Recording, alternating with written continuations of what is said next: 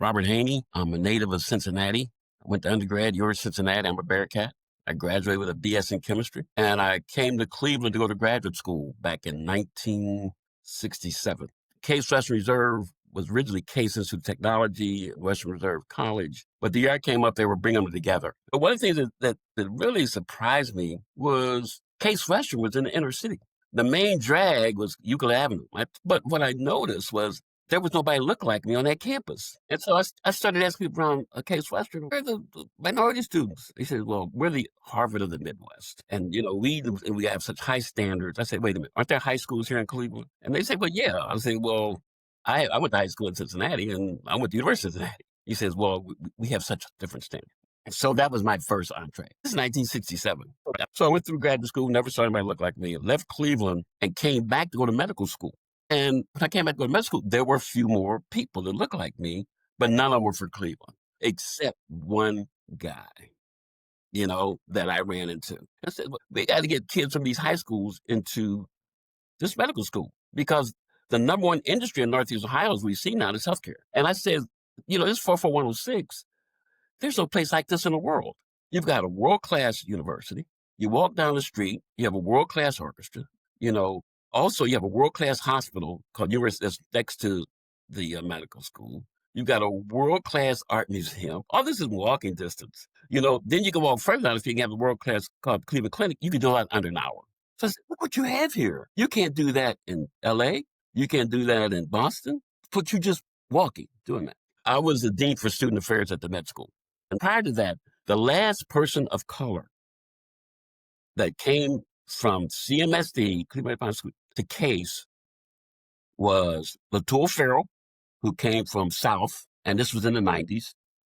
David Hedden, who went to Lincoln West. This was in the 90s. So we hadn't had any folks of color since then. So I went to the high schools and I started doing little talks to try to get folks interested in coming here to our undergrad because our leading admitter to our medical school was Case undergrad. I wasn't very successful.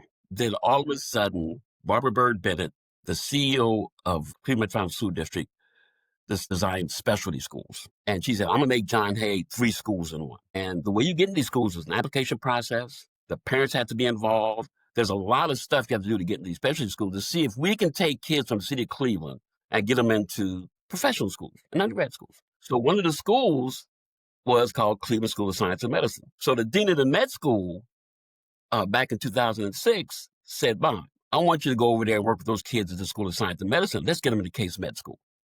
I went over speaking to the principal. I said, there's wants, needs, and cans. What do you want? What do you absolutely need? And what can we afford not to do?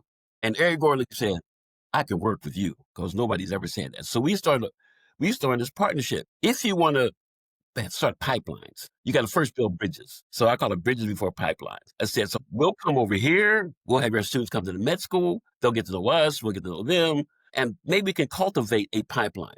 So I said, well, if we can get this pipeline going through John Hay School of Science and Medicine, I says, maybe we can increase those numbers. Well, there's the 2 C's, cash and commitment. If cash comes before commitment, once the cash runs out, the commitment ends, right? If commitment comes before cash, it's open. And it has nothing to do with longevity, that you will have longevity. So I got a call from the Jones C. Everett Foundation. So I met Brian McDonald. He says, I heard you have a program. This really, so the commitment came before any cash, right? So I heard you have a program. I said, it was brand new. I said, it's brand new. We're trying to, go from build bridges to make pipelines.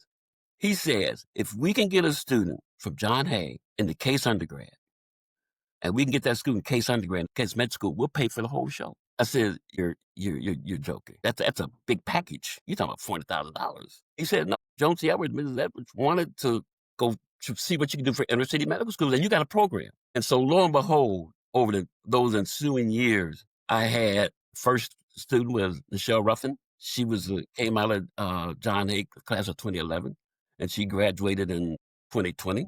Then I had Wahib Jamal, all right, and he's now finished up pediatric rainbows in practice. Then I had Nicola Bamani, who's doing GYN in Pennsylvania. So wait a minute, that's all from 2020 to 2025. So look, from 1990, we had nothing, the dry zone. And it just goes to show you that you can take kids from the city of Cleveland, put them in the best environment with the best teachers and family support, and with these universities and med schools willing to wrap around these kids, they become physicians. And all three of the physicians that have graduated are primary care, family medicine, pediatrics, OBGYN. But we wanted to show that could you get a student with a lot of help, a lot of hands-on. I mean, I followed those students from ninth grade to when they graduate from medical school. That's a lot of work. I mean, that's a lot of involvement, getting a lot of people involved.